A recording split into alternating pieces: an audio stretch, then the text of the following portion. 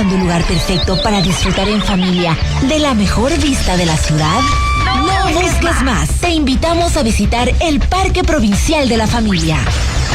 Aquí encontrarás un escenario natural para compartir momentos inolvidables con tu familia, mientras disfrutas de sus amplias áreas verdes y servicios. Adéntrate en un oasis de tranquilidad y recreación. Relájate en los espacios naturales, respira aire puro y desconéctate del bullicio de la ciudad. Estamos ubicados en el kilómetro 7,5 de la vía Ambato-Quizapincha, sector Palama, en la parroquia Patillo. Te esperamos con los brazos abiertos para que juntos creemos recuerdos inolvidables. No pierdas la oportunidad de disfrutar de este espectáculo natural en familia.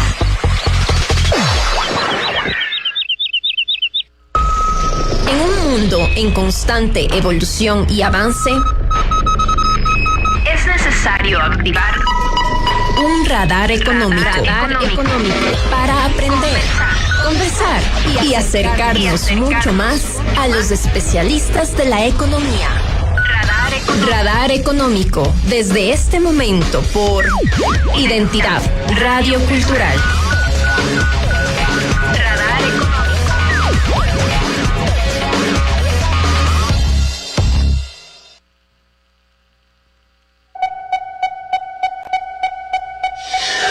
Radar Económico.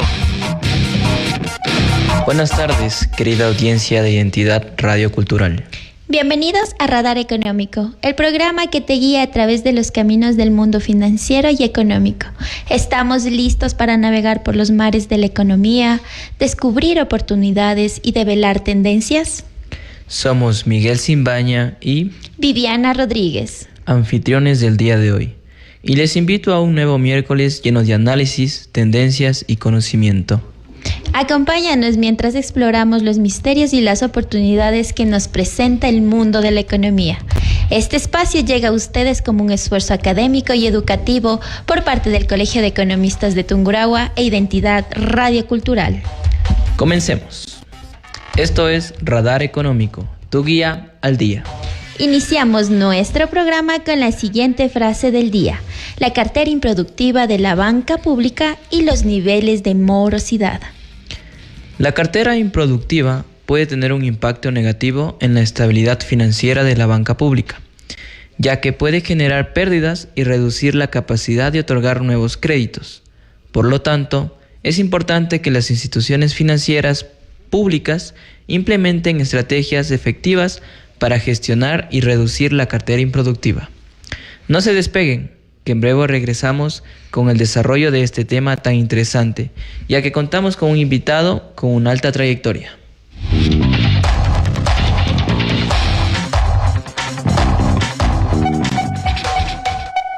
A continuación, conocimiento importante para aprender a manejar y conocer la economía. Radar Económico. Nuestra aula económica en Identidad Radio Cultural ya está abierta. Radar Económico. Bienvenidos a Radar Económico. Hoy tenemos el gusto de conversar con el doctor Mauricio Pazmiño, especialista en Derecho de Control Bancario. Bienvenido. Muchas gracias. Buenas tardes, Vivi, Miguel, buenas tardes. Gracias por la invitación. Gracias a usted, doctor Mauricio, por estar con nosotros y con este compromiso con la sociedad. Bueno, para empezar con esta tertulia, queremos que nos comente, querido doctor Mauri, ¿qué se entiende por cartera improductiva en la banca pública? Bueno, hoy día pues vamos a conversar un tema muy importante, ¿no?, que corresponde a la cartera improductiva y los niveles de morosidad en la banca pública en particular, ya que pues es un asunto que no se lo está tratando, no se lo está estudiando y analizando con la delicadeza del caso, pues. Y claro, atendiendo la pregunta, pues la cartera improductiva, vamos a tratar de banca pública.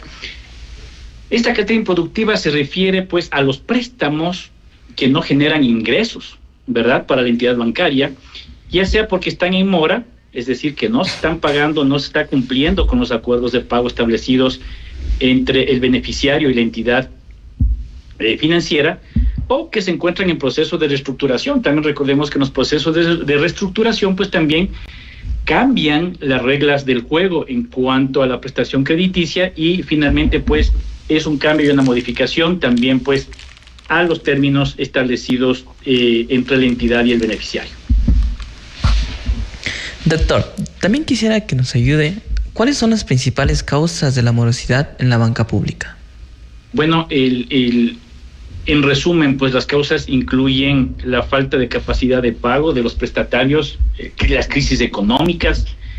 En cierta medida también pues se atribuye a la mala gestión de los riesgos, al cambio en el entorno económico. Ya más adelante pues en la exposición pues vamos a ir profundizando para entender ya en términos ya más no tan técnicos, cuáles son las principales causas de morosidad de la banca pública y cuál ha sido la problemática y la afectación pues a la banca pública.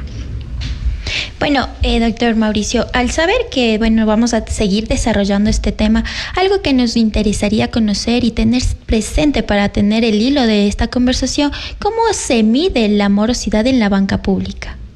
Bueno, la morosidad, el término general de la medición de la morosidad es a través de la ratio de morosidad, ¿no? ¿Qué quiere decir la ratio de morosidad? Usted calcula el dividendo del total del crédito moroso entre el total de créditos otorgados, y vamos a tener ahí un porcentaje de morosidad, pues de la misma manera, como le había comentado hace un momento, dentro de esta tertulia, como usted lo mencionó, vamos a identificar y vamos a conocer qué sucede pues cuando los índices de morosidad son inmanejables, ¿no? ¿Qué es lo que sucedió con el extinto Banco Nacional de Fomento? Y que lamentablemente pues ahora lo está afrontando también Banecuador BP, que para comprenderlo mejor pues digamos que fue el sucesor del Banco Nacional de Fomento, ya lo explicaremos más adelante, que también está con un índice de morosidad bastante alto y que pues obviamente debe ser controlado a la brevedad posible. En esos casos de que haya un índice de morosidad muy alto, ¿qué impacto tiene un alto nivel de morosidad en la liquidez de la banca pública? Bueno, un alto nivel de morosidad reduce los ingresos por intereses. Esto quiere decir que limita la capacidad de la banca para otorgar nuevos créditos y financiar sus operaciones, financiar sus productos financieros. Eso querría decir que se dejaría de atender a los sectores más vulnerables, ¿no? A los que no llega la banca privada por no ser de su interés. ¿Por qué no es de interés para la banca privada el grupo objetivo que maneja la banca pública? Porque claro, el potencial riesgo es por el potencial riesgo que estos créditos le representan, pues, ¿no? Entonces no es de interés, no es de negocio, para decirlo de esa manera, para la banca privada, pues, manejar el grupo objetivo que maneja la banca pública.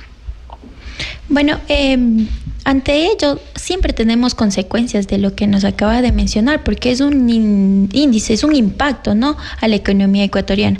¿Cuáles serían las consecuencias financieras de la morosidad? Mire, las consecuencias financieras de la morosidad en la banca incluyen pérdidas económicas, necesidad de provisionar y cubrir estos créditos que han sido impagos. Es decir, si yo tengo un valor X que tengo dentro de mi cronograma para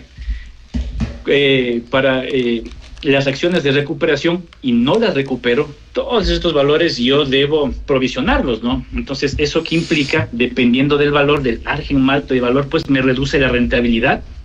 Entonces, no porque sea una banca pública, tiene que ser una banca pérdida, que a veces es el criterio erróneo que muchas veces se lo maneja, y lo he escuchado en algunas entrevistas. No es un criterio errado, porque no porque sea un banco público, por ejemplo, no debe recibir utilidades. Finalmente, la banca pública se maneja efectivamente por los criterios universales de la banca, pues entonces no puede ser jamás considerado que la banca pública sea una banca pérdida. Bueno, en sí, la verdad, es muy interesante lo que nos acaban de mencionar, doctor. No se despeguen, que en breve regresamos. Radar Económico.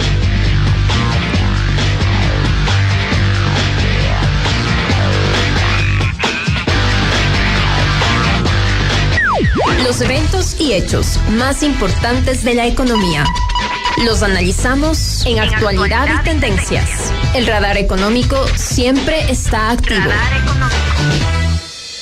Radar económico. La economía de Ecuador ha experimentado varios acontecimientos importantes en la última semana. A continuación, te presento algunos de los más destacados. Sector energético. Reincorporación de termoeléctricas. 2 termoeléctricas se reincorporan al Sistema Nacional Interconectado, lo que genera más de 130 megavatios de energía. Energía solar en comunidades aisladas. Un proyecto de energía solar avanza en comunidades aisladas en Esmeraldas y Carchi. También tenemos en la política económica, cumplimiento de metas con el FMI. Ecuador cumplió con las metas planteadas en el programa del Fondo Monetario Internacional. Las reformas al Código Orgánico Monetario y Financiero. La Comisión de Régimen Económico aprobó el texto de proyecto de reformas. En el sector financiero, también las transferencias interbancarias superaron los 124.000 millones en el 2025. Créditos para las pymes. El Banco del Austro registró un aumento del 107% en el volumen de la colaboración de créditos para las pymes. Inflación y precios. Inflación acumulada. La inflación acumulada en el 2025 alcanzó el 2.33%. Impacto del fin del subsidio al diésel. 2 estudios universitarios discrepan sobre el impacto del fin del subsidio al diésel en el costo de vida. Inversión y empleo. Inversión en proyectos.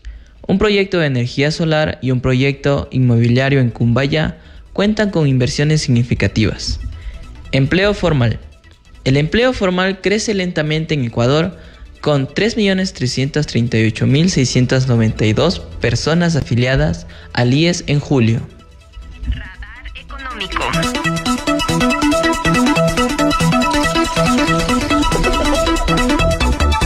El radar económico no se detiene.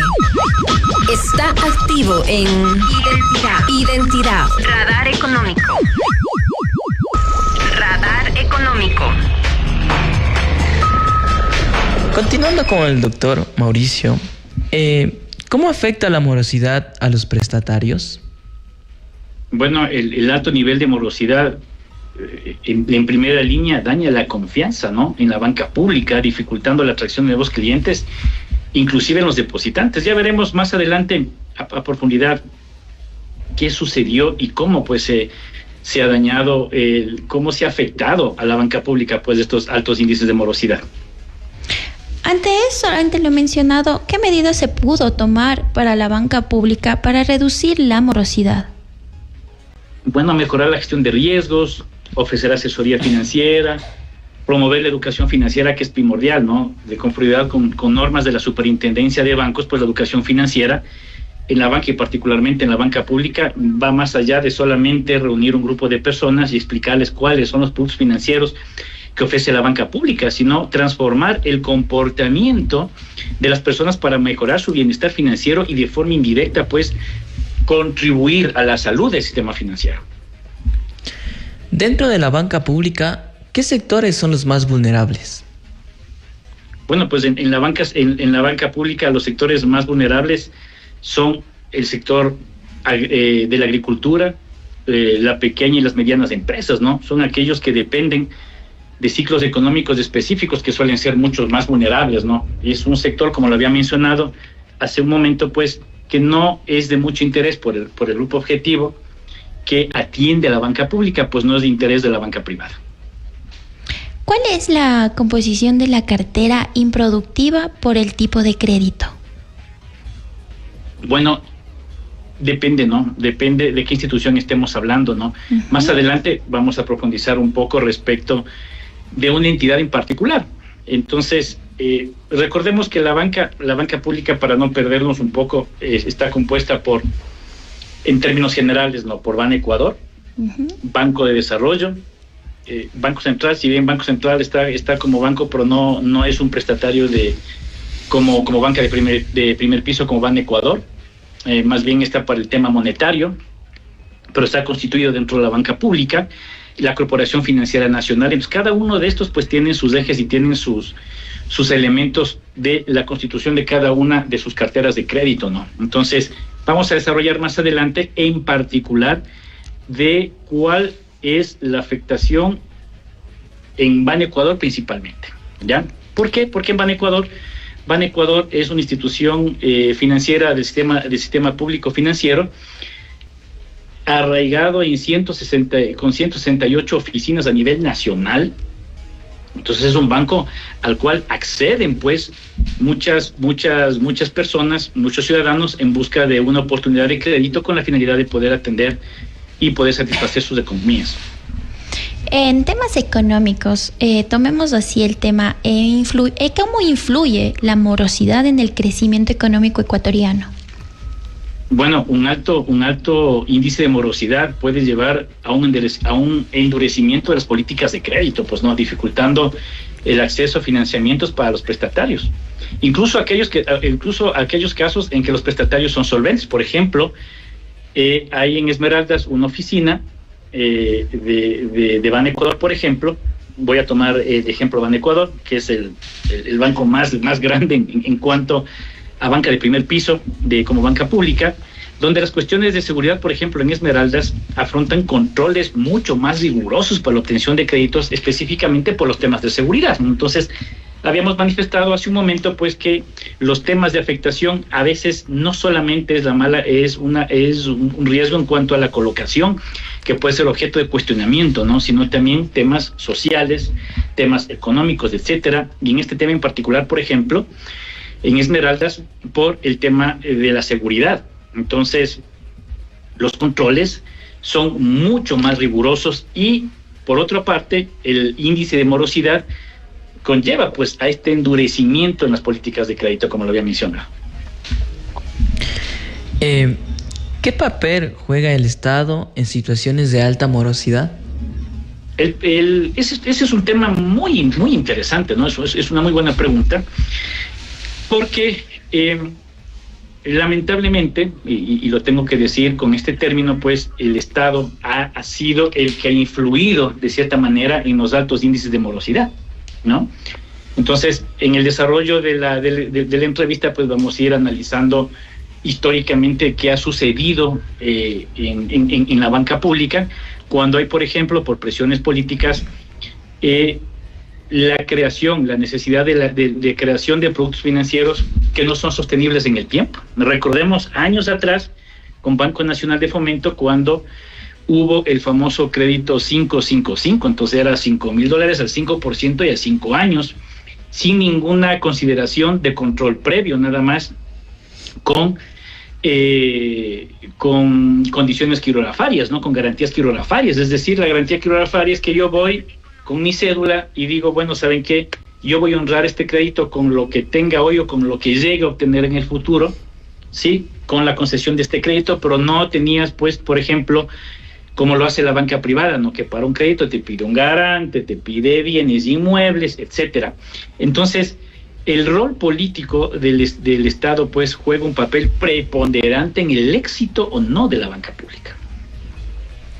¿Considera, doctor Mauricio, en su experiencia, que se debería mejorar las políticas públicas en este sentido?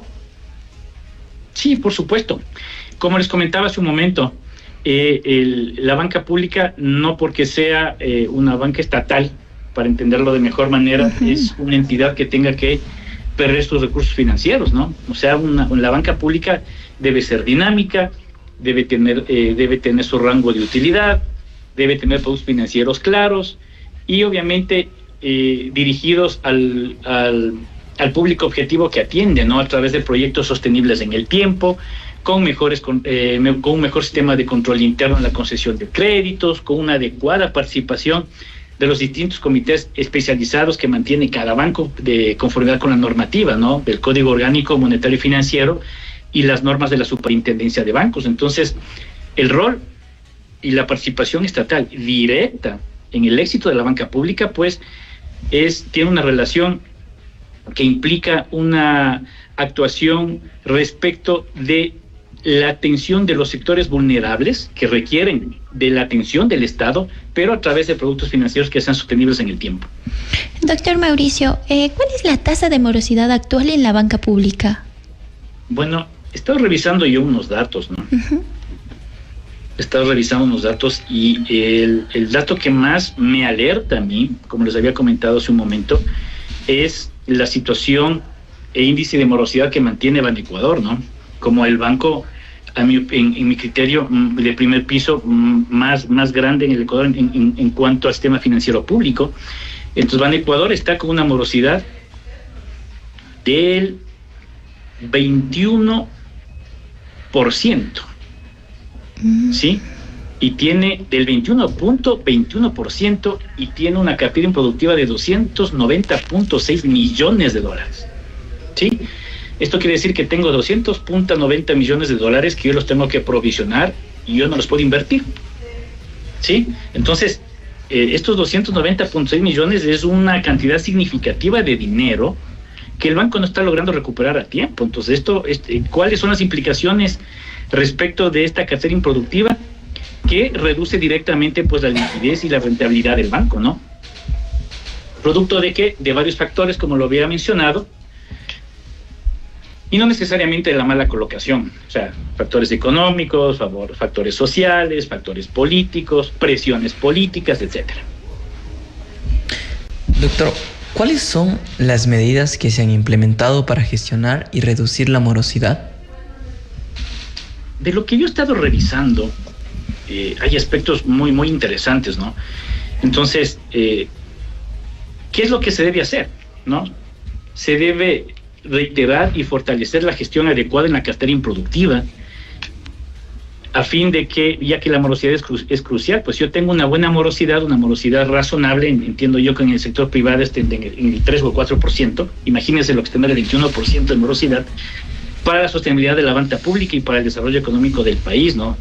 Tengo que diseñar productos financieros en función de las necesidades del mercado. Ya vamos a hablar un poco en contexto qué es lo que ha sucedido en el tiempo cuando no diseño los productos financieros en función de las necesidades del mercado, sino los hago por un tema clientelar, es decir, por una situación política adversa al gobierno en el momento que corresponda, pues, y que le ha obligado de cierta manera a establecer productos financieros y compromisos financieros a través de la banca pública que a la final pues solucionan de cierta manera o de manera indirecta la situación política por la que atraviese, pero en desmedro de la banca pública, ¿no? Incrementar la sostenibilidad financiera, incrementar las capacidades institucionales, es decir, la supervisión y el control desde la conformación y desde la estructura de los productos financieros. Ahí les había comentado pues de la participación mucho más activa en banca pública de los comités especializados. Nos recordemos que los directorios de la banca pública están, a diferencia de la banca privada, en la banca pública están conformadas por autoridades de Estado, por ministros de Estado, y obviamente pues son quienes, con el gerente general, que es un funcionario público, son quienes representan el gobierno corporativo de la institución financiera pública y son los encargados de mantener pues la supervisión y control en la actuación financiera de la entidad, pues. Entonces, existen varios comités dentro de lo que es el control interno que ayudan pues a fomentar el tema del control de la concesión de créditos, de la obtención y de la conformación de los diversos productos financieros. Entonces, ¿qué se requiere adicionalmente a ello? Pues una mayor participación, por ejemplo, de los comités de auditoría, de los comités de riesgo, entre otros. Estimado doctor Mauricio, me gustaría tener presente cuál es la diferencia entre la morosidad de la banca pública y de una banca privada. Bueno, la morosidad como concepto es la misma, ¿no? Pero claro, ¿cuál es el impacto, no? El impacto es que usted no ha de ver, bueno, actualmente no hemos de haber visto una morosidad, por decirle, del Banco de Pichincha del 21%, ¿no? Entonces la morosidad de la banca privada está alrededor del 3 o el 4%, pero la morosidad, le hablo solo de un banco, ¿no? Del análisis que hemos podido realizar de un banco que es el más grande en la banca pública en primer piso, que es Banecuador, que tiene una morosidad del 21.21%, que es un riesgo crediticio súper elevado, ¿no? Y que refleja de desafíos inherentes dentro de su enfoque social por el nivel de riesgo que tiene la banca en virtud de los clientes y de los clientes que atiende este tipo de banca. Ya vamos a analizar más adelante por qué es importante una intervención pues directa ya de la Administración Central del Gobierno Nacional con la finalidad de que este índice de morosidad no siga creciendo, ¿no? Vamos a explicar más adelante qué ha sucedido con la banca pública cuando los índices de morosidad se disparan. Entonces va a tener un riesgo de crédito, un riesgo crediticio muy elevado, desconfianza popular, inclusive ¿qué es lo que pasó anteriormente con el Banco Nacional de Fomento, que lo recuerdo nuevamente, que hubo en aquel periodo muchas leyes que permitieron la condonación de las deudas. Entonces vamos viendo que la actividad gubernamental y la política que ha gobernado de cierta manera a la banca pública es la que ha ocasionado el descontrol, ¿no? Ya pasó, acuérdense, también en la época del gobierno del presidente Lasso, cuando hubo también las marchas y pues ocasionó las reuniones y los acuerdos, y de ahí empezaron pues los productos financieros. Hubo la reducción de las tasas de interés en ciertos créditos hasta cierto valor. Entonces todo esto va afectando pues siempre sí cómo va funcionando pues la banca pública, que a la final devienen pues, aun cuando no pertenezcan directamente al presupuesto general del Estado, también pues administran recursos estatales. Dicho eso, podríamos decir que actualmente el nivel de morosidad de la banca pública es mucho más alta que el nivel de morosidad que la banca privada. No solo mucho más alta, extremadamente alta, diría yo. Exageradamente alta. No se despeguen, que en breve regresamos.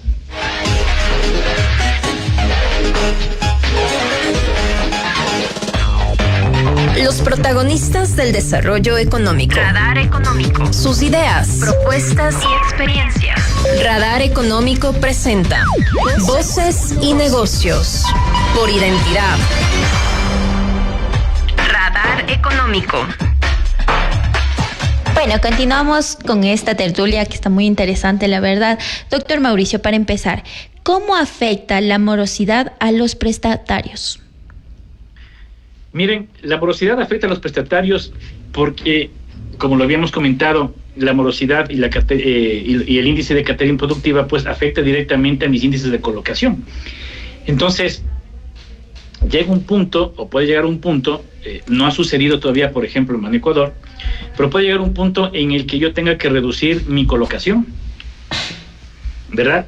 Porque tengo que provisionar tanta cartera, hay desconfianza popular, no hay políticas de gobierno, no existe una política de gobierno que determine o establezca una línea clara, ¿no?, de hacia dónde va el desarrollo de los distintos sectores a través de la banca pública. Entonces la banca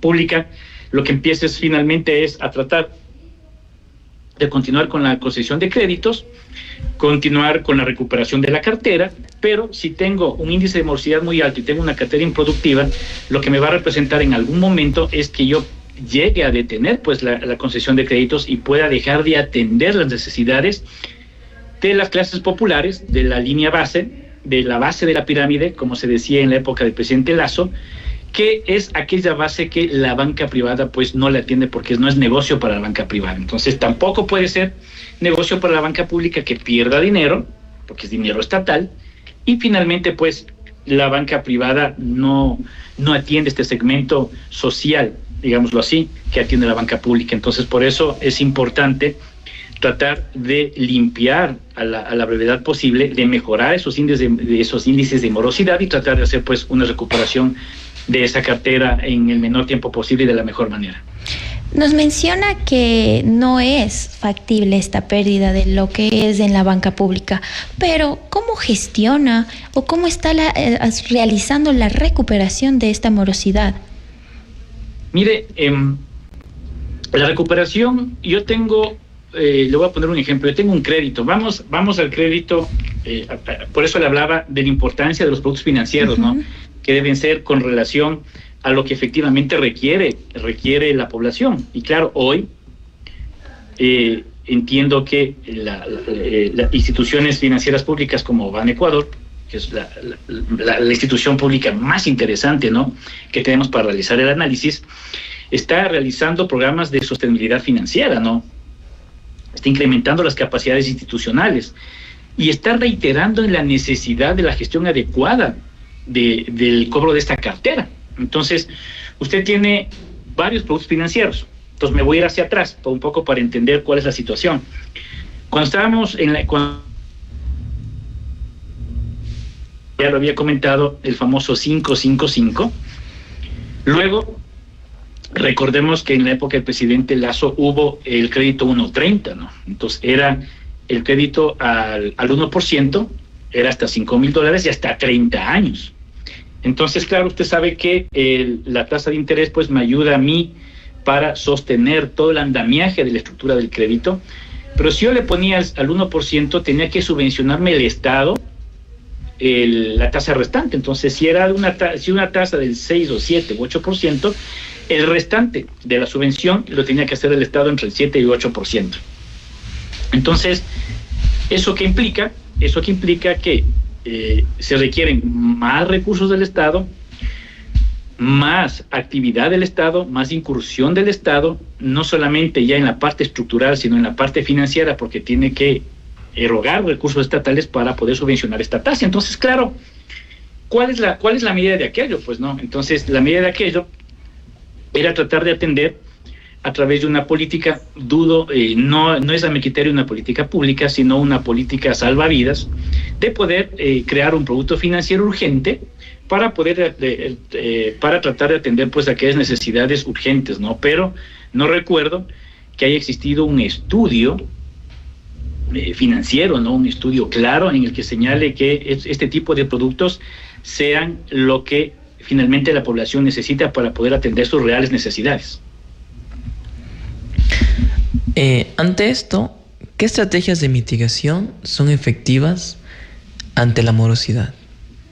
Mire, como lo había mencionado, ¿no? La gestión adecuada de la cartera improductiva. O sea, hay que bajar los índices de morosidad para poder sostener a la banca pública, porque recordemos que si yo tengo una cartera improductiva, una cartera que no la puedo usar, yo la tengo que provisionar, y eso quiere decir menores capacidades económicas para yo poder fomentar nuevos productos financieros. Diseñar productos financieros en función de las necesidades del mercado, ¿no? Entonces hay que hacer un análisis con las distintas carteras de Estado, porque recordemos que la banca pública es el músculo financiero, ¿no?, que es el encargado de crear los productos financieros en virtud de las reales necesidades de la población. Entonces, elemento importante, diseñar productos financieros en función de la necesidad del mercado, del público objetivo que atiende que atiende la banca pública.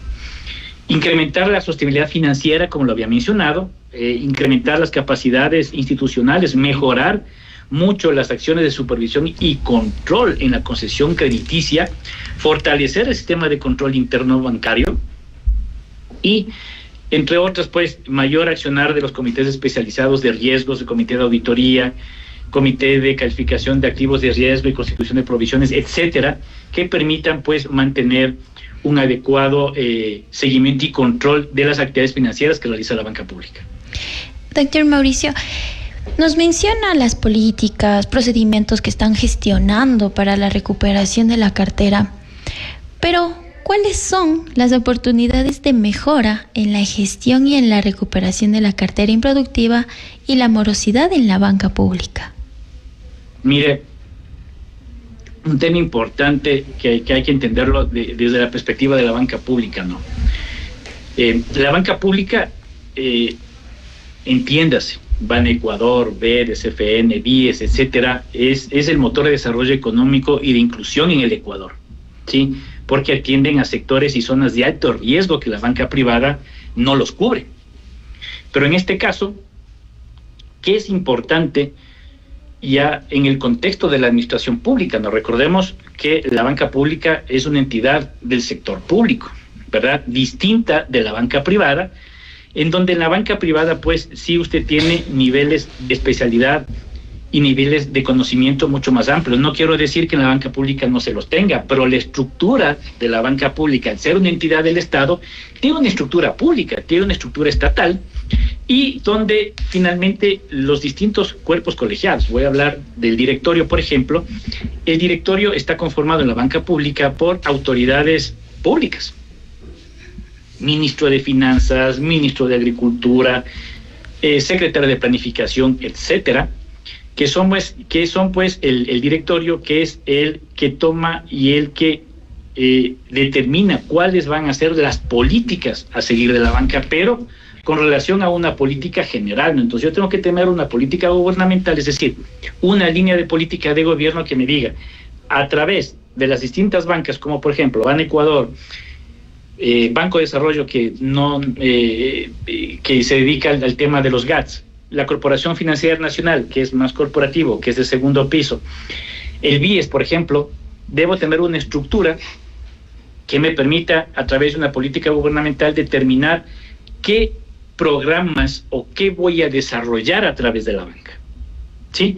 Entonces, si yo tengo claridad desde la base, desde la cabeza, cuáles son aquellos programas de desarrollo que necesito a través de las distintas instituciones del sistema financiero público, cuáles van a ser los programas, cuáles van a ser los productos financieros que yo voy a destacar, voy a tener un mejor y mayor control, no solamente en cuanto a la colocación, ¿sí? Voy a tratar de disminuir también los índices de morosidad, porque voy a determinar y establecer qué productos financieros y técnicamente y económicamente yo los debo construir y elaborar, y cómo yo los debo promover a la ciudadanía. Entonces, no es solamente en el tema de banca pública, no solamente es como un banco privado, ¿no? Un banco privado tiene su línea de negocio, tiene su línea de crédito, pide sus garantías, es muy rígido en el tema de la calificación de la persona interesada que va a tener un crédito, y finalmente pues su línea de recuperación es rápida, ¿no? A través de acciones judiciales, etcétera. Entonces en la banca pública yo tengo un segmento diferente, ¿no? Tengo un segmento de carácter social, en el caso de banca de primer piso, que a mí pues obviamente yo tengo que tratar de sobrellevar también el impacto que conlleva el atender un público objetivo de alto riesgo, ¿sí?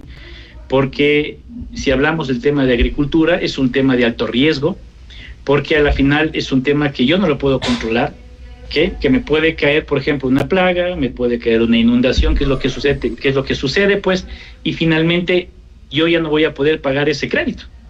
Entonces es un tema estructural que tiene que ser desarrollado con una política de gobierno, desde las distintas entidades del sector público, y pues aprovechar a la banca pública como el músculo financiero para poder pues concretar y atender las reales y verdaderas necesidades pues de las clases que requieren del auxilio y para mantener su actividad productiva. Doctor Mauricio, algo que me quedó un poquito nerviosa, como usted nos manifestó, la banca pública está en una morosidad muy alta. ¿Cuál es el impacto de esto en la calidad de la cartera crediticia y la estabilidad financiera de la banca pública? Mire, me voy a ir un poquito hacia atrás, ¿no? Para ir comprendiendo, para ir comprendiendo qué pasa con la morosidad, pues, ¿no? Entonces tengo unos datos interesantes, ¿no? Entonces tengo que irme años atrás. ¿Qué es lo que sucedió años atrás con el incremento de la morosidad? Entonces recordemos que el incremento de la morosidad pues reduce los recursos disponibles para nuevos préstamos, afecta la liquidez y puede llevar a las pérdidas financieras, como lo había mencionado, ¿no? La morosidad lo debemos entender como la proporción de préstamos que ya no están pagando a tiempo y de la manera establecida en la relación contractual que yo mantengo con la entidad financiera. Entonces, claro, tener, por ejemplo, en Ban Ecuador a septiembre del año 2025 cartera improductiva de 290.6 millones y un índice de morosidad del 21.21%, nos llama la atención, pues, y nos hacemos la pregunta, o sea, Los clientes que atiende Banecuador son clientes de alto riesgo. ¿Por qué la banca privada pues no los quiere atender? Pues no. Y claro, en un contexto claro, los clientes que atiende Banecuador, por ejemplo, sí son clientes de alto riesgo, ya que se enfocan en el sector rural y microempresarial, ¿no? Cuyas actividades, por ejemplo, como lo había mencionado, dependen del clima, los precios volátiles, la informalidad, lo que genera un riesgo de crédito mucho mayor por eventos de la naturaleza, ¿no? Pero claro, muchos clientes solo, como les comentaba, años hacia atrás, solo presentaban en la época de Banco Nacional de Fomento, ahora ya no lo hacen, pero en la época de Banco Nacional de Fomento, solo presentaban una garantía quirografaria, ¿no? En donde el deudor garantiza el pago de una obligación únicamente con su firma y el compromiso de que todo su patrimonio presente y futuro, pues, lo pone a disposición para poder atender aquellas necesidades de crédito. Pero históricamente, ¿qué ha pasado con este breve antecedente que he realizado? La banca pública ha sido susceptible, como lo mencionamos, de presiones políticas para otorgar créditos con criterios laxos o realizar condonaciones de deudas, ¿no? De deudas mediante decreto ejecutivo, mediante varios decretos ejecutivos. Y claro, las expectativas de condonación en este caso desincentivan el pago entre los clientes, ya que pues no se pagan las obligaciones crediticias y se espera a que por ahí llegue alguna disposición, alguna ley, alguna norma que me permita, obviamente, la condonación de las obligaciones. Entonces, ¿cuáles fueron las principales causas de liquidación del Banco Nacional de Fomento? La principal causa era una alta y crónica morosidad. Pero ya vamos a ver, mi estimada Vivi, para que vea la relación con lo que estamos actualmente, ¿no? Entonces, Banco Nacional de Fomento, en sus años de vigencia, de operación, arrastraba una morosidad históricamente alta, muy por encima de los estándares de la banca comercial. Entonces, en esa época se hablaba, ojo, ¿no?, de una morosidad superior al 20%. ¿Ya? Y Banecuador, banca pública, hoy tiene una morosidad del 21.21%. ¿Qué productos financieros nefastos acabaron con Banco Nacional de Fomento o otros negocios financieros u otros productos financieros en los que incursionó?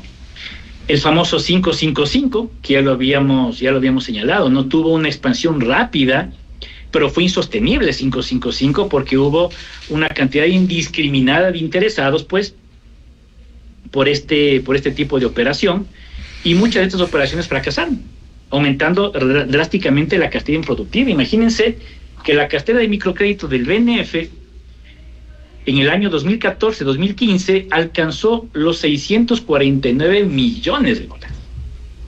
¿Ya? Con el producto 555, entre otros malos negocios u otras malas operaciones financieras o productos financieros, pasó de 2 millones de cartera improductiva en el año 2007 a 649 millones en el año 2014, año 2015. Entonces, vamos viendo pues que un producto financiero mal estructurado, con un carácter o tinte político, pues puede llegar a la culminación y fulminación de una entidad. Entonces, ojo, en los años previos a la liquidación de Banco Nacional de Fomento, la morosidad se disparó, la morosidad fue súper amplia, ¿no? Debido a la expansión de los programas de alto riesgo como el 555. Entonces, algunas fuentes financieras que hemos podido investigar indican que la cartera improductiva o de riesgo total se acercaba al 10 o al 15%, ¿no? Y en algunos segmentos específicos como microcréditos llegó al 20% en ciertos momentos de crisis. Y ojo, hoy Banecuador está con el 21.21%. Entonces, si es un caso, mi estimada Vivi, de preocupación, sí, en virtud pues del alto índice de morosidad. Y súmele a eso, ¿no?, que en el año, desde el año 85, por ejemplo, hasta el 2018 hubo varias condonaciones para deudores de buena fe del Banco Nacional de Fomento por distintos motivos. Por ejemplo, el terremoto del 87, la guerra del CENEPA, la crisis financiera del año 99, etcétera. Aunque la mayoría de las condonaciones fue por los intereses y recargos adeudados, también hubo otras que fueron también por el capital. Pero claro, ¿qué otros temas de mala administración tuvo Banco Nacional de Fomento? ¿Ya? Por eso le explicaba que una de las fuentes y uno de los elementos importantes siempre sí es la supervisión y el control. Entonces, Banco Nacional de Fomento incursionó en ciertos productos financieros o ciertos negocios financieros que no le fue muy bien. Por ejemplo, no sé si ustedes recuerden la famosa venta de la maquinaria china, ¿no? Entonces, por el año 2006, entre 2006 y 2008, Banco Nacional de Fomento adquirió varias maquinaria china, tractores, motocultores, etcétera, de una marca china Patito. ¿A qué me refiero con una marca china Patito? Que si bien tenían un almacén aquí en el Ecuador, un almacén, no existían los repuestos o no existían la marca específica del repuesto que requería esta maquinaria china. Entonces, Banco Nacional de Fomento invirtió varios millones, entre 12 o 16 millones en el año 2006, en el año 2008, para la compra de esta maquinaria china, que fue un fracaso. Y finalmente, luego, pues esta maquinaria, a través de varias políticas que se lo fomentó a través del Ministerio de Agricultura y Ganadería en el gobierno del presidente Correa, lo que se hizo es regalar a los agricultores esta maquinaria china, pero ni aún así pues era posible, porque finalmente no existía la posibilidad o capacidad de yo poder obtener un repuesto o un material que me permita el funcionamiento correcto de esta máquina. También hubo el escándalo, pues recuerden ustedes, de la compra de las 39,000 toneladas de harina, pues no, cuyo proceso luego de un examen especial, inclusive en aquella época se estableció,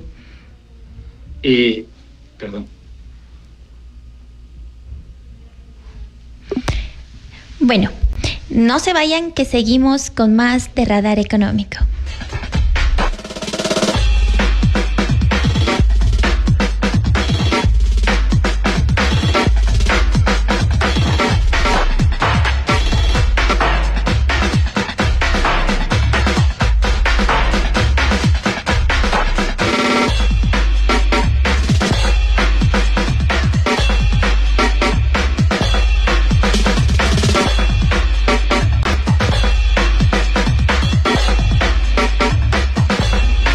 Doctor Pazmiño, ¿cómo afecta la morosidad a la estabilidad del sistema financiero?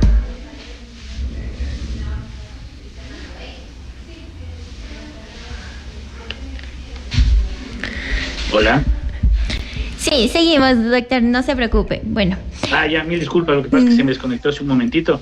No se preocupe, seguimos con esta tertulia tan interesante. Coméntenos. Entonces, solo para culminar la idea que me quedé a medias. Entonces, les decía pues que claro, este tema de las 38,000 toneladas inclusive conllevó a que luego de un examen especial realizado por la Contraloría General del Estado se inicien investigaciones de carácter penal en contra de autoridades, miembros del directorio en esa época. Entonces vamos viendo cuál ha sido la incidencia de que la banca pública atienda aquellos intereses políticos, pues, y no técnicos, en la creación de productos financieros, que conllevó, en el caso de Banco Nacional de Fomento, a una liquidación obligada, porque aparte de aquello, recordemos que todos los bancos, todo el sistema financiero público y público-privado se encuentra controlado por la Superintendencia de Bancos. En aquella época la Superintendencia de Bancos y Seguros, hoy la Superintendencia de Bancos. Entonces era necesario ya la liquidación del Banco Nacional de Fomento. Entonces, claro,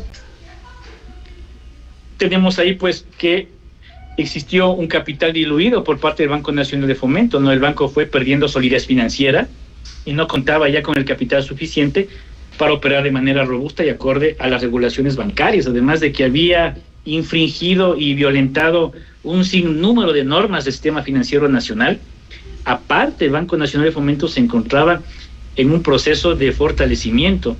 Después de una auditoría que hubo y que hizo la Superintendencia de Bancos como organismo de control, pues determinó que Banco Nacional de Fomento estaba en terapia intensiva, ¿no? Se estaba en una UCI, solo ya para expirar. Entonces, ¿a qué conlleva el breve ejemplo, el histórico que he realizado? Es que finalmente la morosidad pues puede generar, la morosidad sí afecta la estabilidad del sistema financiero nacional, ¿no? La morosidad puede generar inestabilidad en el sistema financiero, afectando no solo a la banca pública, sino también a las entidades privadas, creando un riesgo de contagio. Entonces, esperemos pues que esa situación no ocurra en el Ecuador y que más bien pues las autoridades públicas, a través de las distintas entidades y representantes del gobierno nacional, pues atiendan y traten de solventar a la brevedad posible, en el menor tiempo posible, con este alto índice de morosidad que afecta pues a Banecuador como, a mi opinión personal, una de las entidades más fuertes y más representativas dentro de este segmento. Bueno, doctor Mauricio, también teniendo ya presente y en cuenta que la morosidad inestabiliza bastante el sistema financiero, la economía de un país, ¿qué pasos deben seguir los prestatarios en caso de dificultades para pagar un préstamo? Bueno, primero, lo importante, pues no. Primero, el prestatario sí o sí debe comunicarse con la entidad financiera, ¿no? Para explorar para explorar opciones de alivio financiero, de reestructuración si es que es del caso, contar una adecuada asesoría financiera la mejor posible a fin de evitar caer en morosidad, ¿no? Ya vemos que la morosidad finalmente sí influye y sí afecta pues no solamente al beneficiario de la operación de crédito, pues sino también a la banca pública en general. Muchas gracias, doctor Mauricio Pazmiño. También que nos ayude, por favor, con una recomendación, nos deje una enseñanza. Últimas palabras, mi estimado doctor. Sí, bueno, primero agradecerles a ustedes nuevamente por permitirme dirigirme en este espacio, ¿no? Entonces, mi llamado, finalmente, luego de esta interesante conversación que hemos tenido, mi llamado es un llamado a la acción, ¿no? A la acción, un llamado a las autoridades de gobierno para la sostenibilidad de la banca pública, una acción para la sostenibilidad de la banca pública. Como lo había mencionado, el rol de la banca pública es fundamental como motor de desarrollo dentro de la economía ecuatoriana, porque es una banca inclusiva, es una banca de desarrollo que, si bien es cierto, atiende a un público objetivo considerado en muchos casos como de alto riesgo y que no genera un interés de la banca privada, finalmente para eso está el Estado a través de la banca pública, para atender estos sectores y zonas de alto riesgo que la banca privada no cubre. Pero sin embargo los datos son claros y revelan una amenaza estructural, ya que el alarmante índice de morosidad del 21% en Banecuador a septiembre del 2025 es una cifra que evoca los problemas que llevaron a la liquidación del antiguo Banco Nacional de Fomento. Recordemos, hace un momento les acabé de mencionar que en la cartera de microcrédito del extinto Banco Nacional de Fomento era superior al 20%, y hoy en Banecuador, que es uno de los bancos o el banco más importante dentro de la banca pública como banca de primer piso, está afrontando una morosidad del 21.21%, que es sumamente grave.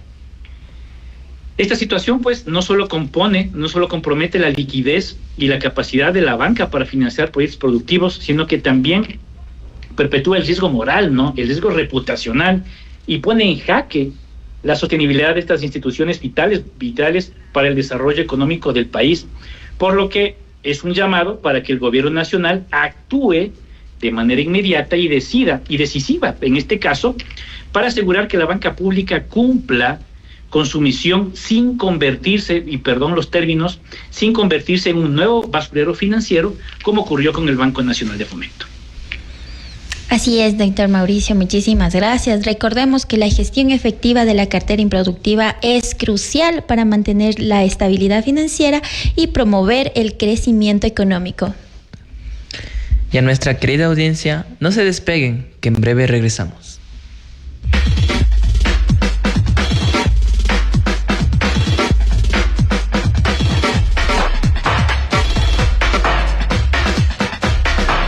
El radar económico no se detiene. Está activo en Identidad. Radar económico. Radar económico.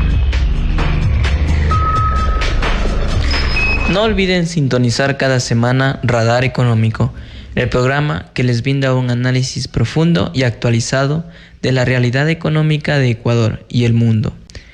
Nos vemos en el próximo programa con más entrevistas y análisis. También agradecemos al economista Nelson Lascano, presidente del Colegio de Economistas de Tungurahua, por su colaboración, y al equipo que hizo posible este programa, soporte economista Maite Coca, al licenciado Carlos Freire desde la Gerencia de Identidad Radiocultural, al magíster Guillermo García en la producción. También agradezco al licenciado Paulo Urquiza por su aporte desde la cabina de emisión. Este programa es posible gracias al esfuerzo conjunto del Colegio de Economistas de Tungurahua e Identidad Radiocultural, dos instituciones comprometidas en informar y enriquecer el conocimiento económico de nuestra comunidad. Somos Viviana Rodríguez y Miguel Simbaña. Y nos despedimos con el compromiso de seguir compartiendo información valiosa para todos ustedes. Hasta la próxima. Nos encontramos el próximo miércoles aquí en Radar Económico, tu guía al día.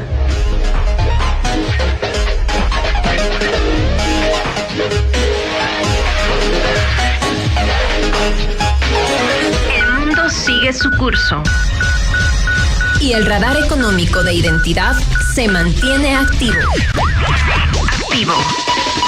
Identidad Radiocultural presentó Radar Económico. Su guía al día. Lo mantendremos actualizado. Son las 3:57. Voces y momentos. Voces y momentos. Voces y momentos. Con Identidad. Memorias inolvidables con nuestros invitados.